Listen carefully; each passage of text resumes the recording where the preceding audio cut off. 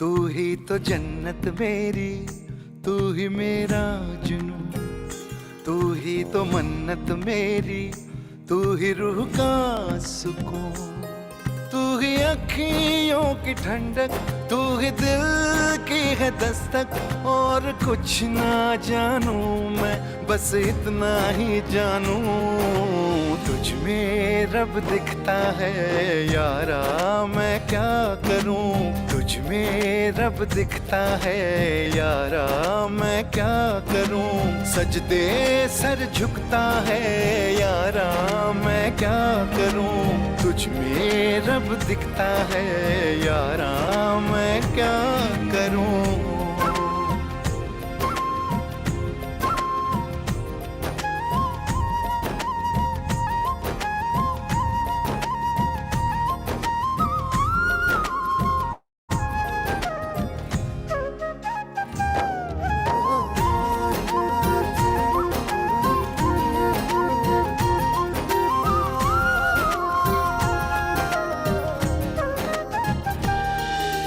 कैसी है ये दूरी, कैसी मजबूरी, मैंने नजरों से तुझे छू लिया।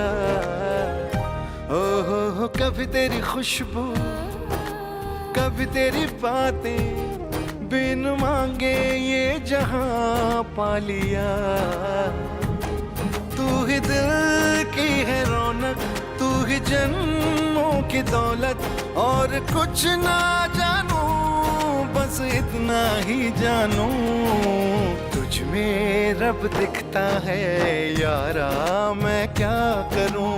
तुझ में रब दिखता है यारा, मैं क्या करूं। सजदे सर झुकता है यारा, मैं क्या करूं। तुझ में रब दिखता है यारा, मैं क्या करूं।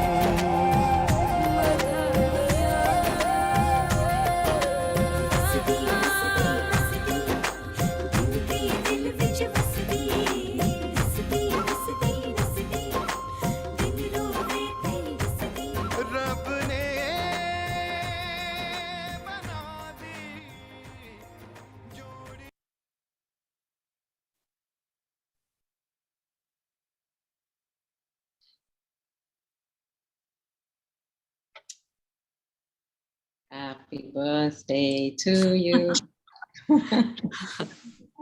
Thank you. So it's Sister Jayanti's very young birthday today. And we have a couple of things. So I just want to say how it's been such a pleasure. We haven't always seen eye to eye, Sister Jayanti and I, but I have a tremendous amount of respect for her, and she has been such a part of my upbringing, not just spiritually, physically too, because I grew up with the yagya. And yeah, I always find that we end up doing things together, and that's always nice, and I feel it's my fortune.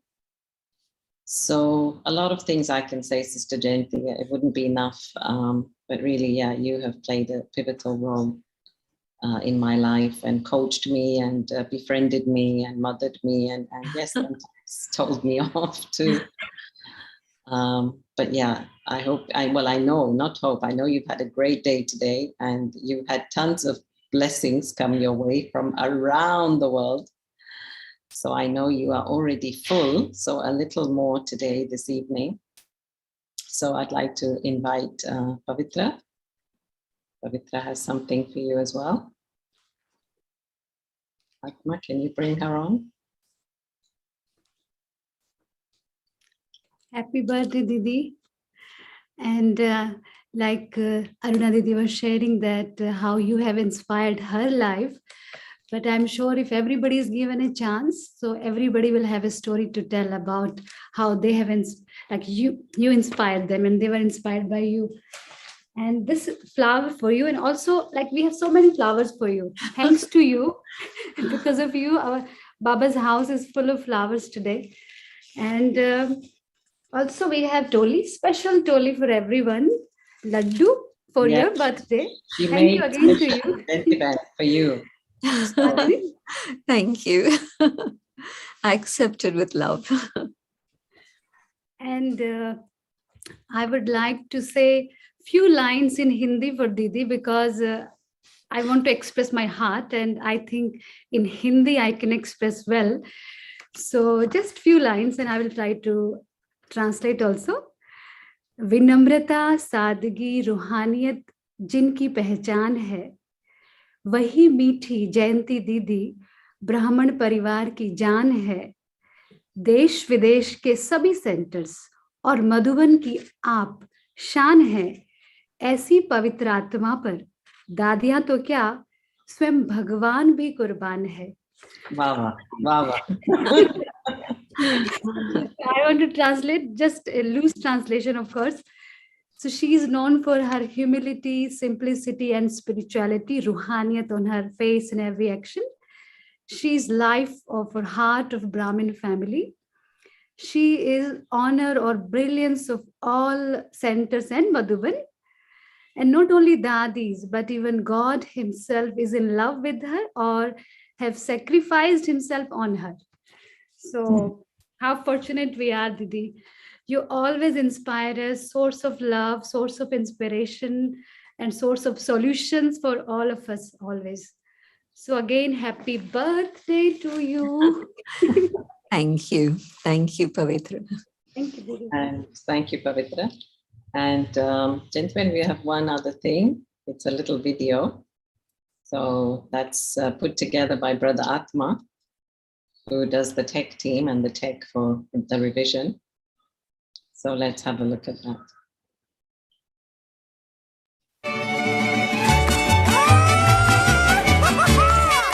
Hola, you! It's your birthday, we're here to party and sing to you. He's from me.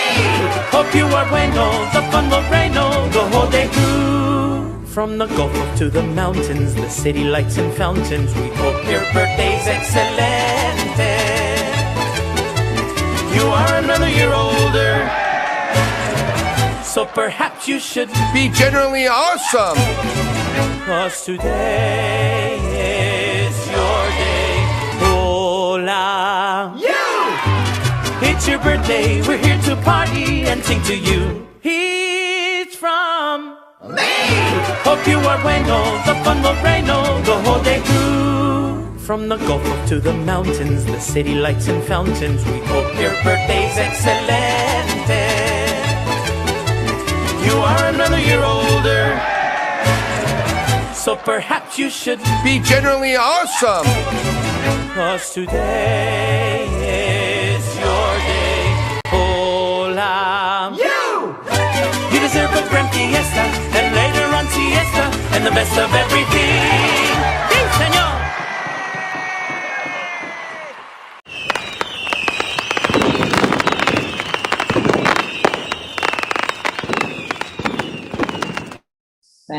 Thank you, Brother Atma. So My thanks to Brother Atma too. It's lovely. Thank you. So yeah, welcome everyone, and Sister Jayanti, I pass it to you. Thank you, Arunaben, for organizing such a big celebration with Kuwait, with Atma Bhai, Vietnam's included. So thank you, everyone. And yes, Baba's Murli, as usual, very powerful, very beautiful.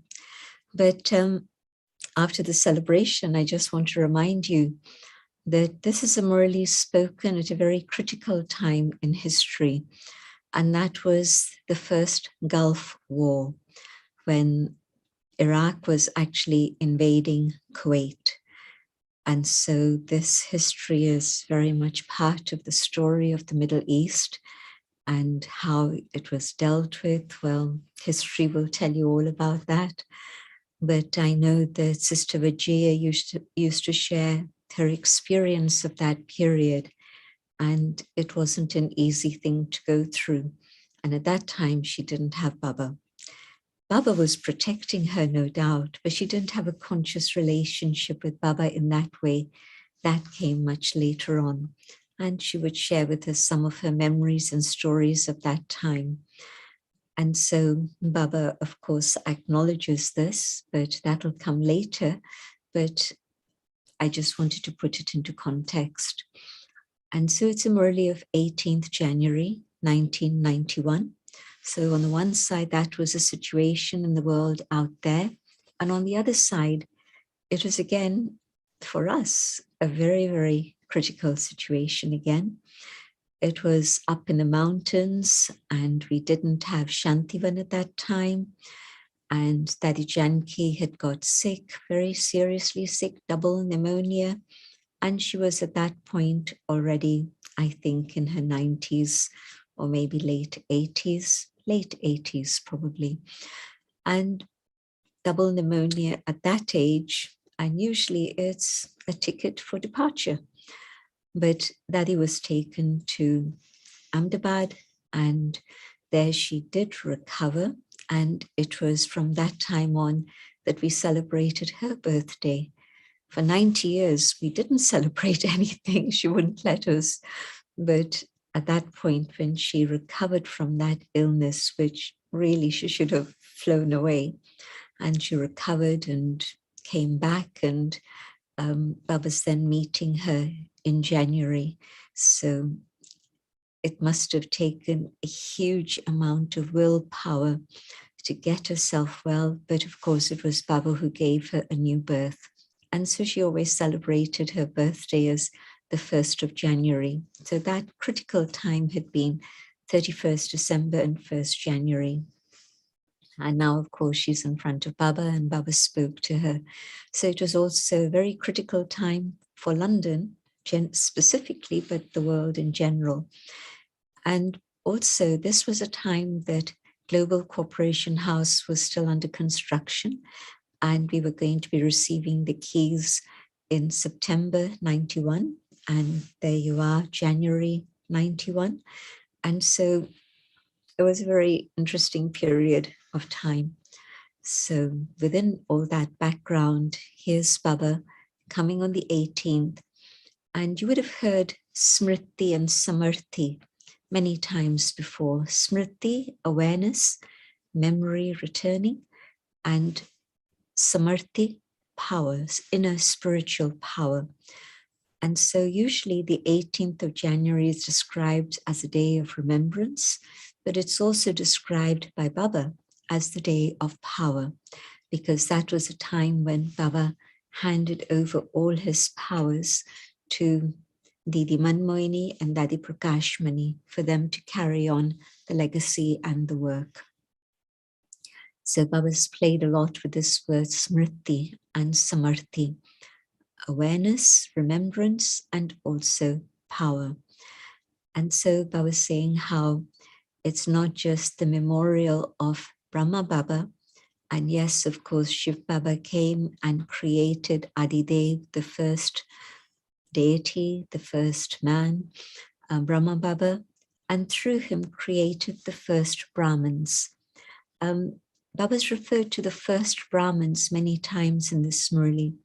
And I think it's because there must have been many of the Dadis sitting there in front of Baba. Usually 18th January was a time when all the Dadis would gather together in Madhuban. And by this point, only Baba and Mama, of course, had become Avyakt, but Didi and Dadi Pushpashanta had become Avyakt. All the other Dadis were still very much with us and doing so much, very active, very engaged. So Baba's honoring them and saying that the first Brahmins created through Brahma are also gathered here. And without you also, the yajna could not have been created. You were the ones who were the instruments together with Brahma for both establishment and sustenance and transformation. And later Baba speaking to the Dadis has also mentioned that very intensely. So the Dadis are there.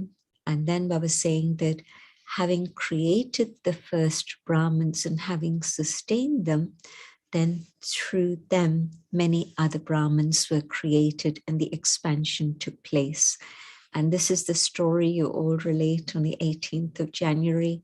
And so it's not just a story of Adidev Brahma Baba, but it's also the story of the original Brahmins who became the instruments for the foundation of the Yajna. And then Baba asking the question, how many things has Baba reminded you of the day of remembrance? Are you just remembering Brahma Baba? Or are you also remembering the teachings, the things that Baba has reminded you of through the lotus lips of Brahma Baba? And if you think about all the things you have been reminded of, it's not just one day, but it would take a whole week. And even perhaps that wouldn't be enough, because it's not just a question of remembering, but more it's connected with realizing. And Baba uses the word Swarup, and we normally translate this as being the embodiment. So Shan Swarup, Prem Swarup, Anand Swarup, the embodiment of peace, the embodiment of love, the embodiment of bliss, all these qualities. But today Baba made it very simple and said that it simply means that you have had that experience. You've heard it, you've remembered it, you've realized it, and you've experienced it. And the experience makes you the embodiment.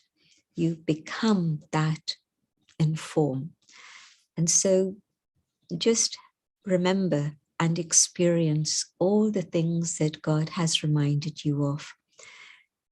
And just as when you talk about God, you talk about all the different aspects of God, and it's a lot of introduction to give to people, but you summarize it in 5 words. And I remembered that when I first started to give the course, my very first course, and I was in Agra, and I'd only been living in the center for a couple of weeks. And I was asked to give the course to somebody, and I told them I've never given it to anyone. And they said, that's okay, we'll help you. So before each lesson, and when it came to the course of the soul, that was easy for me. It was so clear in my mind. But in terms of the second day's lesson, the sister there said to me, just remember 5 things and tick off each one as you talk about it. And that is the summary. And so the name, the form, the qualities, the abode, and the task. These are the 5 main aspects of God's introduction. And think about it and you'll see that all the detail gets encompassed within these 5 aspects, 5 words. But Baba's saying that that doesn't just apply to God. It also definitely applies to the soul. And so what are those 5 aspects of the soul? Just remember those 5 aspects and experience them. The name, your name is Brahma Kumar, Brahma Kumari. Your name is the child of God, so remember that. Your form. You are the ones who from Brahmins become angels and then the deities. So that is your form. The qualities of God are also your qualities. The task is huge, that of transformation. And yes, it's God's task, but it's also yours. And then finally, your home. And when you remember your home, then you prepare to go home. You experience the detachment from this world. And then when you remember your kingdom, then again, you prepare yourselves to be able to be worthy of the kingdom. And so just think about these 5 aspects. And when you start thinking about them, then make sure you realize each aspect. And then experiment with these, experience these, and you'll become the embodiment of these. And so for me, it answered many questions. Many people say, but what do you mean by pure thoughts, powerful thoughts? So when you're thinking about God under these 5 headings or more, all the different names of God, Baba mentioned how Sometimes the titles that God gives you are to be remembered. Sometimes the titles that God has, those are the things to be remembered, but also experimented with and experienced. And so using my mind in a very pure, elevated level and thinking about these aspects of I, the soul, and God, my parent. And yes, you're on the way to realization, to being the embodiment, and also to become the conqueror of all waste thoughts. When you keep your mind engaged with any of these ideas, there is no more waste, but rather there's very powerful experiences that will help you become the conqueror of Maya. And so what are pure, powerful thoughts? Baba explained that very clearly. What does it mean to be the embodiment? That also Baba explained. Baba also took up one particular title that Baba gives us, Nuri Ratan, the jewel of the eyes, the light of the eyes. And so reflect on it. What does this mean? Every morning at Amrit Vela especially, take up a title that Baba has given and think about it.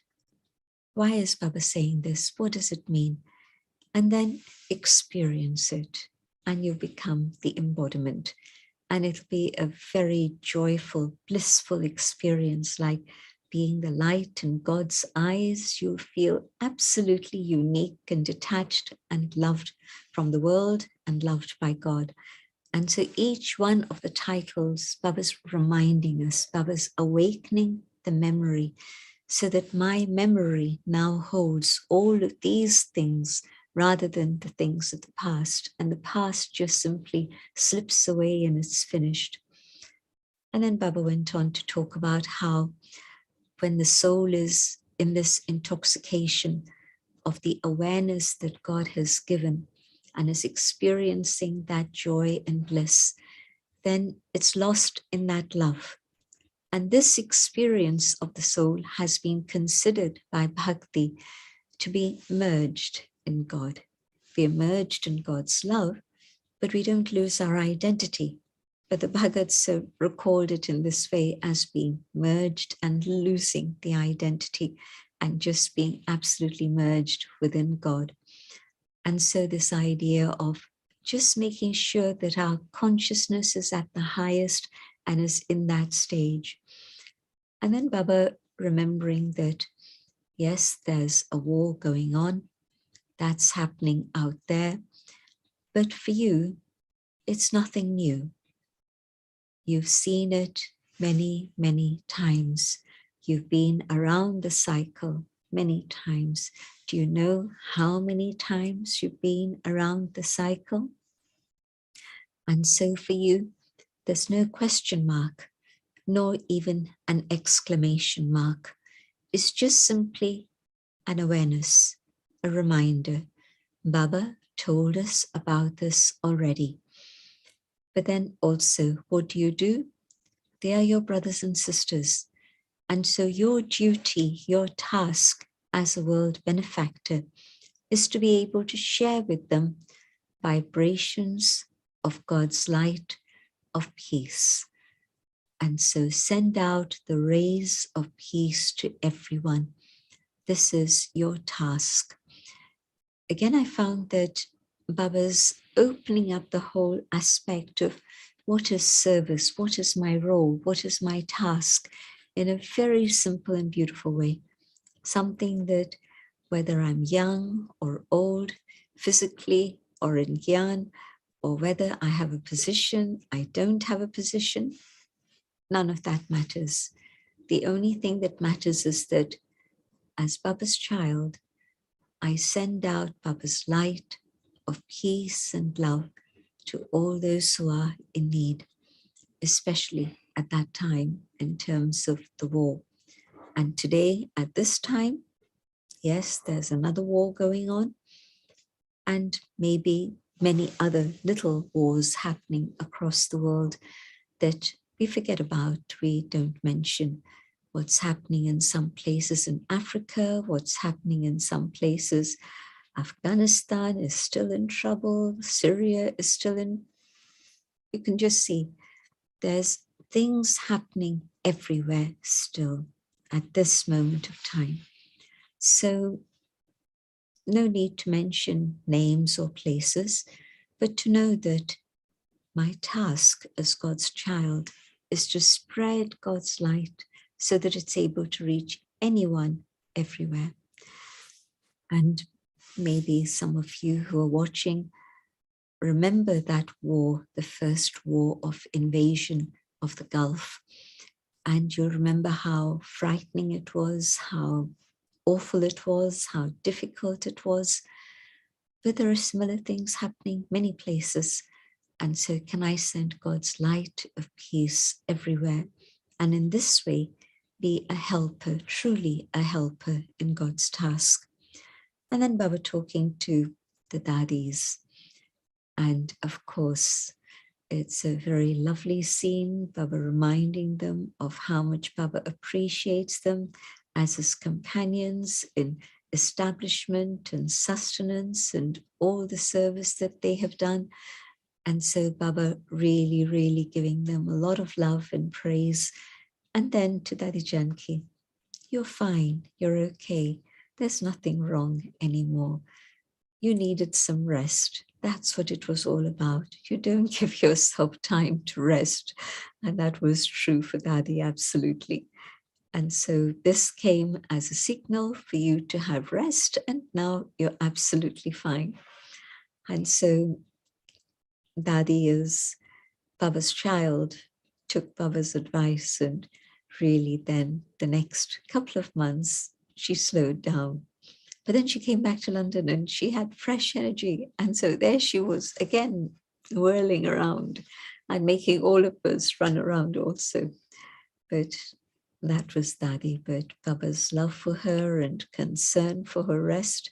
And Baba saying that, well, this time that you've had in silence has also been beneficial for many others.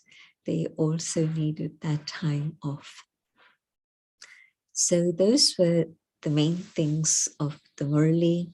And then, of course, Baba speaking to groups, faith leading to victory, and victory on all levels, not just in your spiritual life, but also in your physical work, in your activity, in your relationships.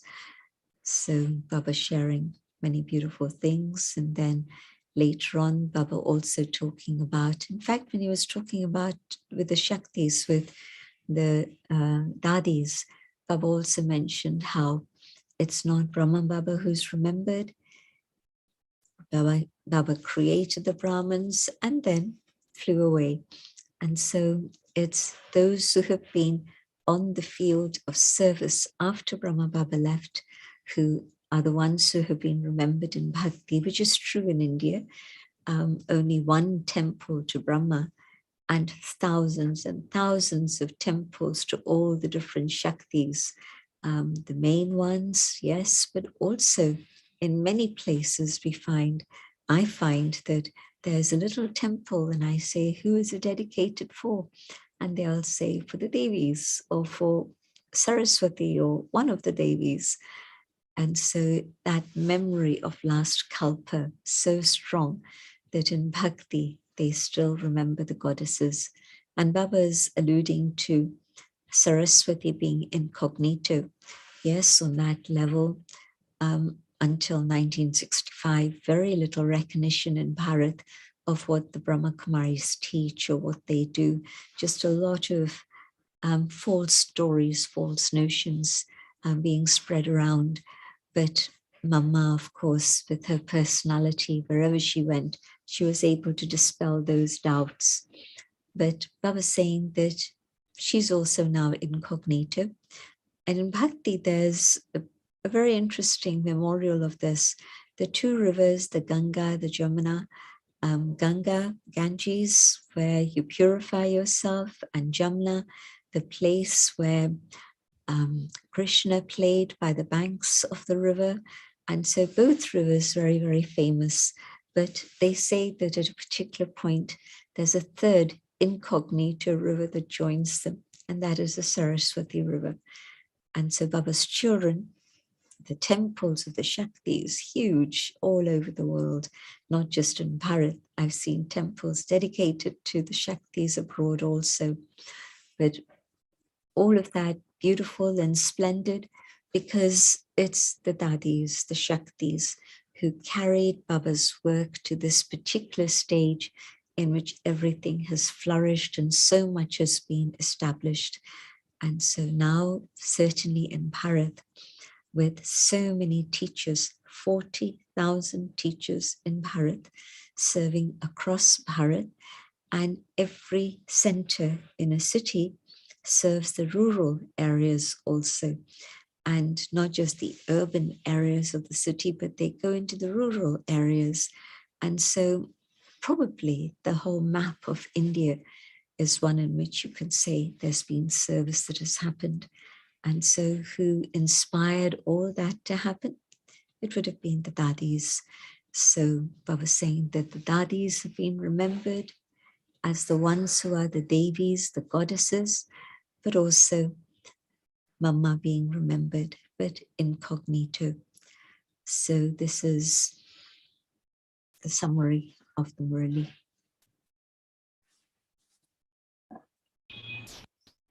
Thank you, gentlemen. I don't know if you've heard the latest news, but many Hindu activists in India were demanding that there are certain mosques that had locked rooms, and so they actually have had permission to unlock one of those mosques rooms, many rooms, and they have found a Shivlingam in that. And so, of course, they want to open more. So there's memorials everywhere. That's my point. Gentlemen, also to talk about nothing new, I was listening to Sandeshi Dadi, and she said in that class that Baba showed everything. Oh yes, there's a request again, gentlemen, for you to slow down. Maybe I should slow down too. So yes, she was saying in that class that Baba showed everything to them in visions, all the destruction, what's to happen, and also about Golden Age. And that's why when they hear of things happening in the world, then it's nothing new. So then that got me thinking that for those of us who haven't had those visions, is it purely gyan that we have to use? I mean, I'm not sure, to what extent we see that in our meditation, but is it just through understanding we say nothing new? It's interesting that this morning, as I was reading the Murli, and Baba was saying something like, I am teaching you Raj Yoga now. I have taught you many, many times. And many times then you've forgotten, and I've come to teach you that again. So early morning when I was reading the Murli to myself, it made me pause at that moment. Maybe it's because yesterday's Murli was about reflecting and experiencing. But anyway, I paused for a moment at that when I was reading it to myself. And I had this very beautiful feeling of how Baba remembers cycle after cycle after cycle. And then Baba comes to remind us of cycle after cycle. And sometimes if you give yourself that moment, that space, that time to reflect on this, then in a very genuine way, you get that sense of having had this experience of God teaching me last kalpa, again, now, and again, it'll happen in the future. And so I was saying, no confusion. You know that this is going to happen. You know how sometimes you have this sense of deja vu. You're turning around the corner in a new country, I remember this happening to me at one point. It was a mountain road. And so I wasn't driving, I was in a bus. The bus driver was driving. But as we turned around that corner, it was as if I could visualize what was around the corner. And I'd not been in that part of Bharat before. And so it wasn't a memory from before in that sense. And was it a memory from past birth? I don't know. Or was it a memory from last kalpa? But certainly there was this certainty. I knew what was around the corner. And when I did see it, and it was what had come to my mind, it was like goosebumps. I was experiencing goosebumples. So I think it means more than just that theoretical understanding of every cycle. But we don't always give ourselves the time to feel what Baba's saying. And of course, in class, there's a fixed time span. You have 45 minutes to read the Murli, and then it's something else, and then it's something else. And you need to keep to the time. But when you're reading Murli alone, and now everyone has access to Murli, so nobody can say, oh, but I don't get the Murli. Everybody has access. And so quietly, just read Baba's Murlis, and you'll get that sense of, I knew this already. I knew what Baba was going to say. And not just because I have heard many Murlis, but I had a question yesterday, and today I'm hearing Baba's Murli, and Baba's answering what was in my heart. And so Baba, like last Kalpa, was dissolving my doubts, giving me an experience so that then my faith could be strengthened. So I think that it's something that all of us can do for ourselves. Actually experiment with this idea of past cycle, and that scene repeating itself identically now. And I don't have to think about the future, but yes, for sure, it'll happen in the future once again. Right, very nice, thank you. And gentlemen, also Sandeshi Dadi was saying in her session, and this is something we haven't actually, I don't think we've discussed it properly. And she said that in the subtle regions, or wherever up there, there were 5 rooms, and depending on the punishment that each soul, let's say, deserved, they would go into those rooms, and those were anger, greed, attachment, ego, lust. So there's many different definitions of Dharamraj. Could you maybe put some light on that? How do you understand Dharamraj and the settlement of our sins at the end? Baba's been talking a little bit about Dharamraj in recent Murlis over the last 10 days or so. And firstly, I just want to say that the breakdown of this word, dharma, righteousness, the path of truth, the path of religion, and then Raj, the king, the one who's the king of righteousness, the one who establishes righteousness in the world. So that's God's role through Brahma Baba. And so when it comes to the final moments where I haven't been able to settle things through my yoga power, I've tried, but I just haven't given it the serious attention that is essential. So here am I now, and I've done good karma. I've tried to do good karma. I've tried to do it in the highest consciousness. And then I know that I do have weaknesses still that I haven't been able to dispel. And so now I'm in front of Dharamraj. And what I realize at that moment in front of Dharamraj, which I'm also experiencing, I'm experiencing a vision of all my misdeeds through the Copper Age on through the Iron Age till date. And as each life flashes before my eyes, others connected with me in those births will also be with me. And I will have that realization of what it is I did wrong. But also I'll be able to see at what point I did what was good, what was right. And that also will be part of my karmic account. And the regret that I experience at that moment for not having done what I should have done, or having done things I shouldn't have done. So all of those things will flash in front of me. And the regret and the guilt will be the punishment that I have. So it's not a question of Dharamraj whipping somebody or cutting off somebody's legs or anything like that.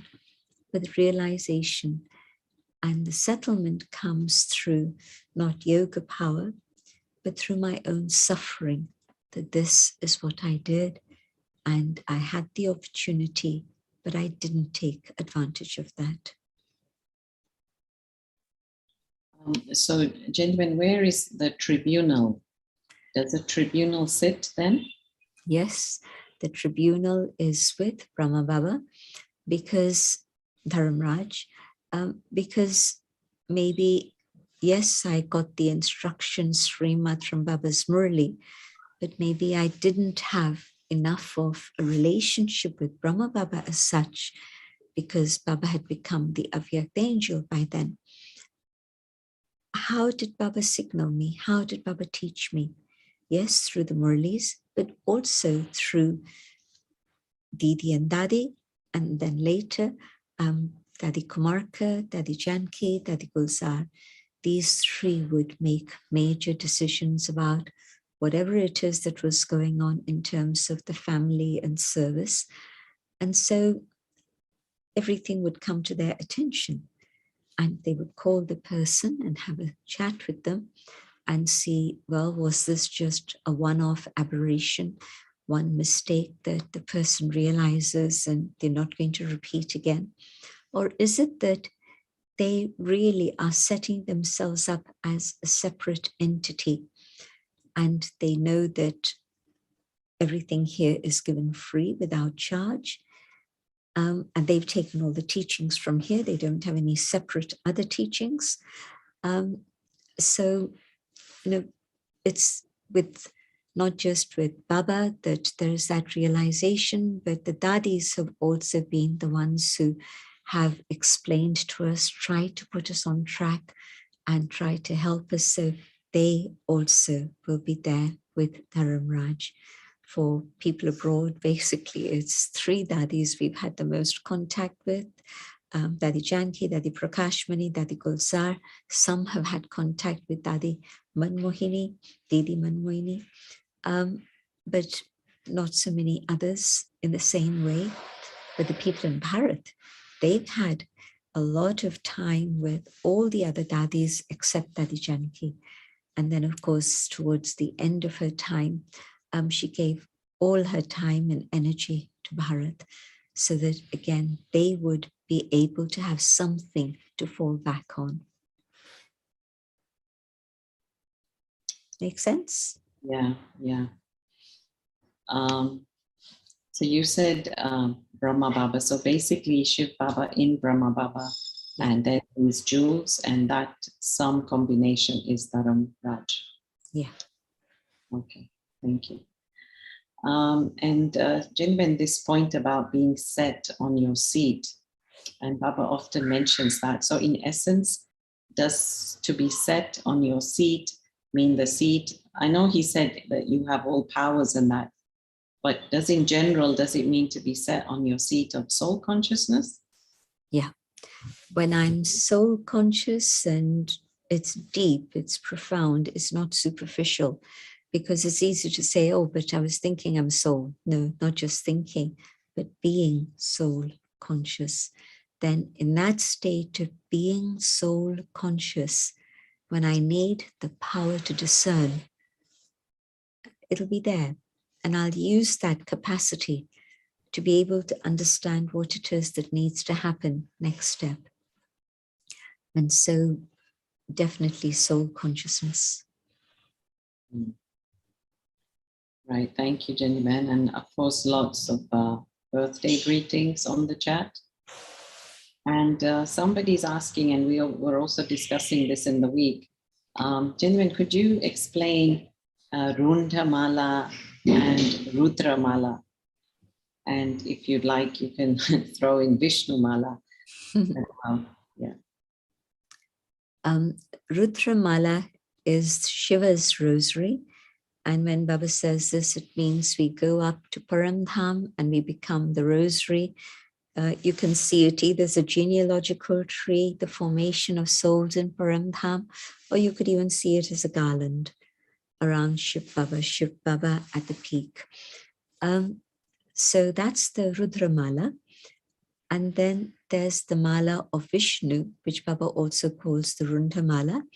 And so this is the rosary of victory, the 108 souls who gain victory and little punishment, maybe. The 8, no punishment, they're the tribunal. But the 108, number-wise, according to effort.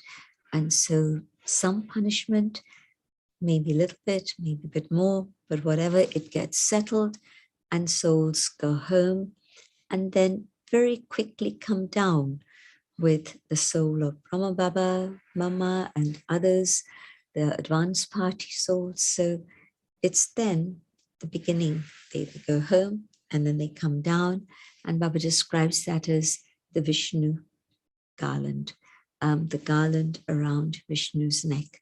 Those souls that have come down and then are here to play their part in the kingdom in Satyug. Right, nice, thank you.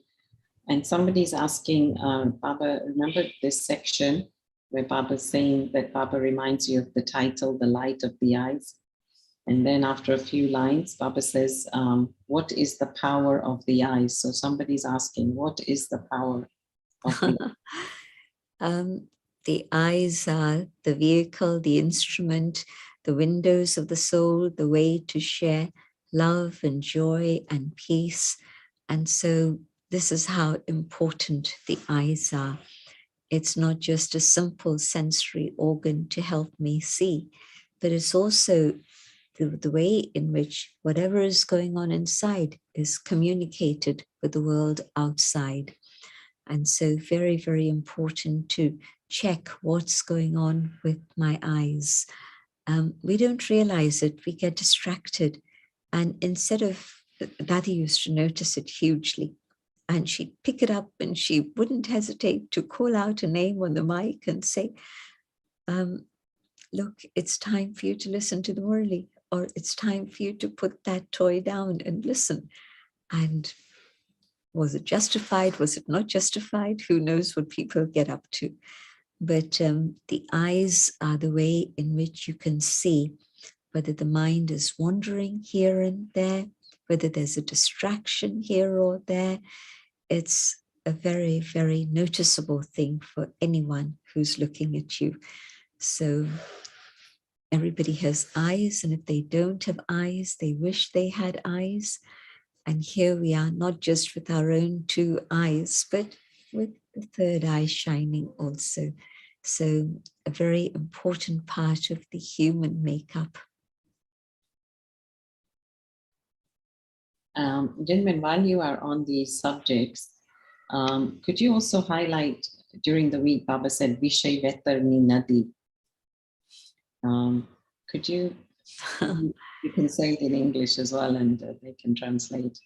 The ocean of poison, or the river of poison. And Baba uses it to describe the world of today, that everywhere there is sin, there is suffering. And so it's really poison everywhere. And in a very literal way, you can see how it applies to the state of pollution. The pollution of the human body, the pollution of the species, the biodiversity being finished through all the poisons we have let out. So we're actually, in terms of pollution, living in a state of the river of poison. Whoever wrote these scriptures, whenever they wrote them in the Middle Ages, nobody could have taken that literally. And here, of course, now we are seeing that this particular aspect is literal, it's physically true, which earlier on we would have said, well, it's a metaphor, that yes, it's a sad place, it's a bad place, and there's non-stop sin going around everywhere at all. But now Baba's saying that, yes, it is an ocean of poison, but you Brahmins are living within it, but you have to remain untouched by the poison around you. And so the images in the scriptures, East and West, are pretty horrific of what happens in hell. So we have to make sure that we are helping Baba establish heaven, and that I don't slip into anything which is untoward. Yeah, thank you so much, because there were actually quite a few people who asked me that. Gentlemen, somebody's saying, questioning, that in Murli of November 79, Baba said religious leaders, politicians, scientists, and normal humans started failing, and they have started to look for a supreme power. So he said to us Brahmins that they need the ghee, the oil of our thoughts, to get elevated, and asked us to go looking for these people. So this person is asking, what does Baba mean by this, and how to go about finding these people?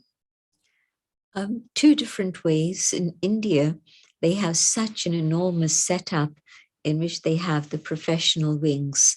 And so it was on the basis of this that Jagdish Pai actually initiated the whole subject of serving professionals and creating a wing.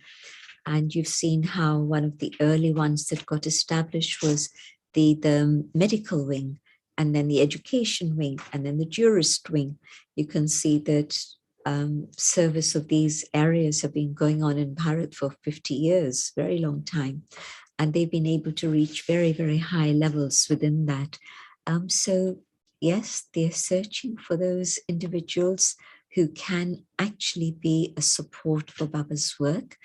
I remember Abdul Kalam first came to Abu. He later became the president. At that point, he was just one of the chief scientists at the equivalent of NASA in India, the agency that does a lot of research and development. So he came to us at that time, and he then came to Madhuban, saw the CAD program in operation, thought it was a brilliant idea, supported it in different ways.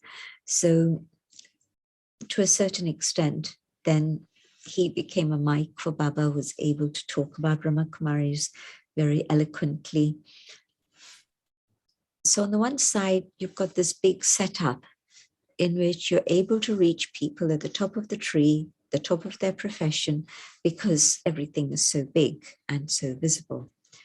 And then you have the situation abroad where, you know, you've got maybe 8 students in class. You don't have any more than that.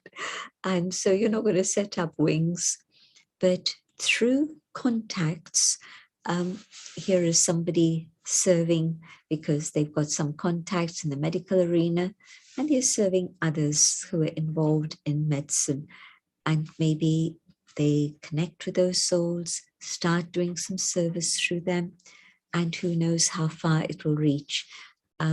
Something very lovely happened here last week, and a sister who's been a BK since she was 2 years old because her parents came into Gyan, and she continued to study and work outside, and she's now the head of radiography within several hospitals, they have in London different trusts, and each trust runs a few hospitals. So she's now head of radiology for a particular trust.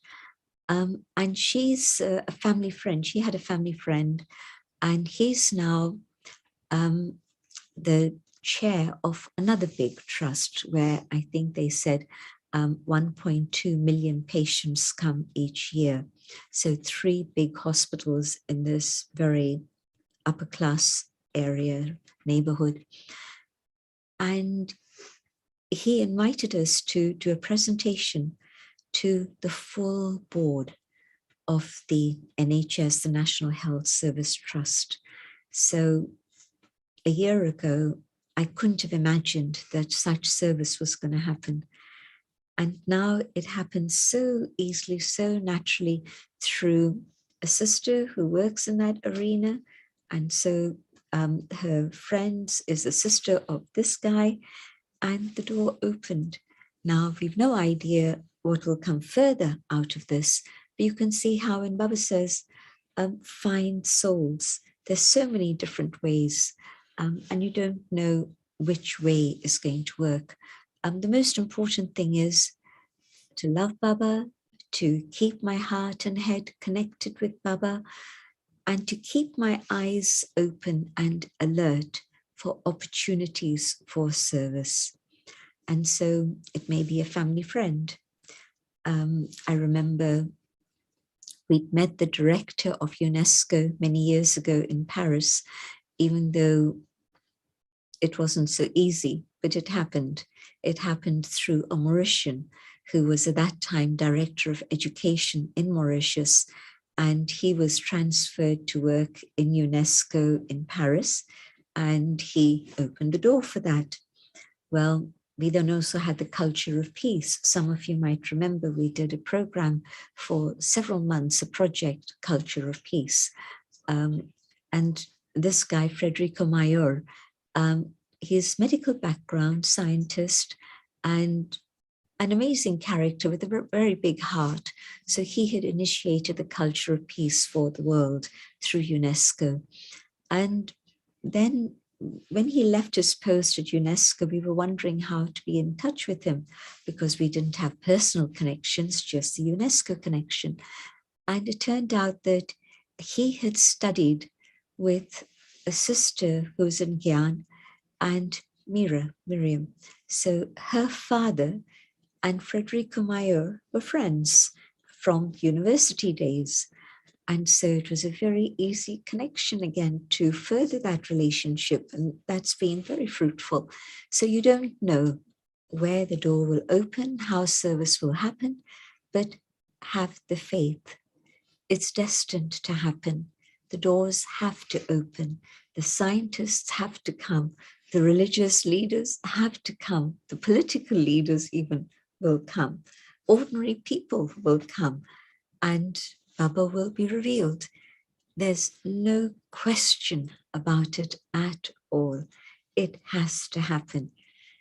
Yes, emerged the memory from last Kalpa, and you know that God was revealed to the world. Well, at this moment, again, definitely all these doors will open.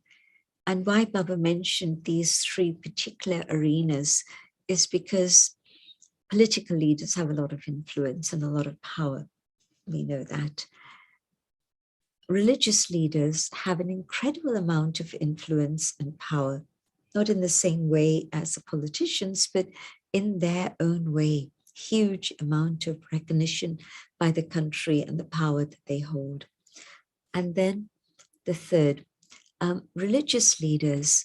Now, I sometimes think about how many people high up within Christianity have come close to Baba, or how many people within Buddhism have even been to Madhuban, or how many high-level people in Islam have come to Baba, whether in Madhuban or whether in their own countries somewhere. But Baba's circle has been expanding, and we don't sit and make lists of every doctor we know, every medical person we know, or, but now we can have databases. And so you don't have to keep a list. You can put it on the computer and the computer will be very obedient and give you a database full of this information. So it's time to actually see where we need to give God's message, in what way we need to give God's message. And it's time, it really is. Yeah, it's time. Sorry, I have some nice questions, but maybe you can ask them again next week and we can try again next week because time is up. So thank you, everyone. And there's one more thing. I think Sister Jasu is there. Jasuben, are you going to appear with something special and something sweet? We were told no cakes for us. So this is instead of a cake. Can you show us Jasuben in the camera? Yeah. Can you do something with the camera? You can see it's a heart-shaped. Where is it going? This side. Where's it going? Heart-shaped plate. Oops. It's a heart-shaped tulies. And it's got rosebuds and we're having a shower of roses here. Rosebuds. This has just been made. So the laddus from Kuwait got transported and transformed into coconut tuli. And we've also got a beautiful orchid plant from someone.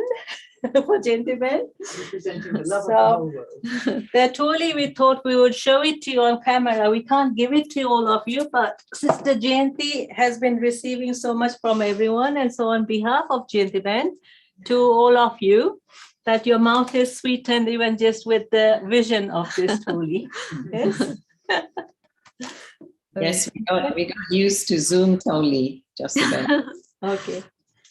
That's a very good idea, Arunaben. I think. Happy birthday. On behalf of everyone. Yeah, thank It's you. very good. Okay. Thank you.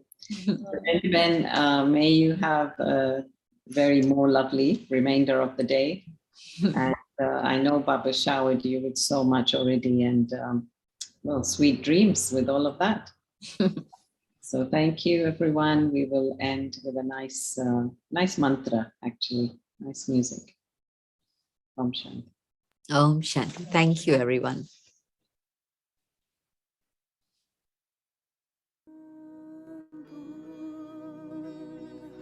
That's how